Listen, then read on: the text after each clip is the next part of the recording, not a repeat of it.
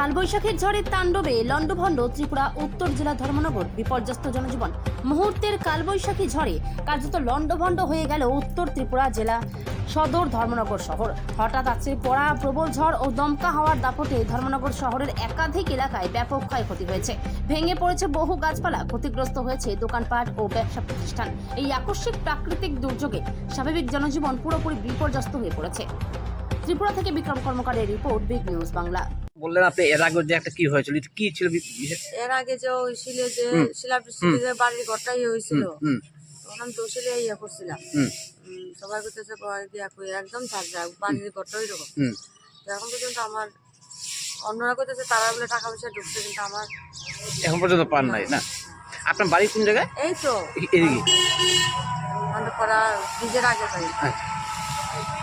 একটা কলায় দিগলবাগ চৌমনির পাশে একটা গাছ পড়ে রয়েছে, রাস্তার মধ্যে রাস্তা ব্লক করে আছে।